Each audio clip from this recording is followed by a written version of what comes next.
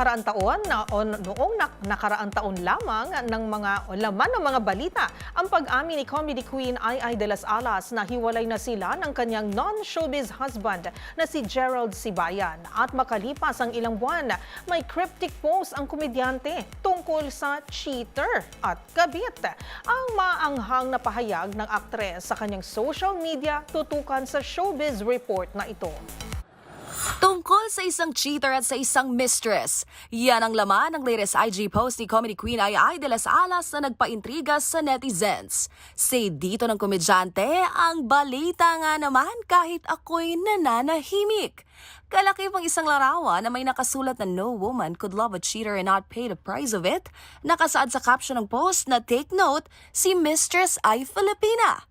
Kasunod niyan, ibinahagi nito na Marso noong nakaraang taon, si mistress daw ay nais patang nakahilig pa ang ulo sa balikat ng tinutukoy na cheater sa isang kainan.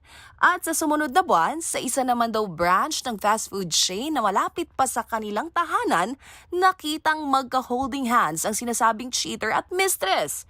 Hirit pa ni Ai, lalakas ng loob at puro Filipino establishments pa sa California. Bagamat hindi pinangalanan, hinala ng followers si comedy queen tungkol ito sa dating mister ni Ai na si Gerald Sibayan. Ilang comments din ng fans ang kanyang sinagot, gaya ng isang netizen na tila may request pang, face reveal na yan, sana may video na huli sa akto. Bagay na sinagot ng komedyante ng, next time. May nang usisa ring how old is the mistress ba?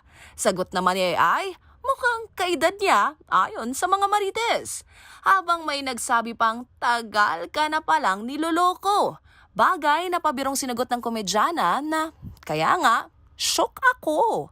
Magunita na noong nakaraang taon, eksaktong October 14 daw nang makipaghiwalay sa pamamagitan ng chat ang kanyang asawa habang siya'y nandito sa Pilipinas. Para sa MBC TV Network News, ito po ang Showbiz Angel ng DZRH TV, una sa Pilipinas, una sa Pilipino.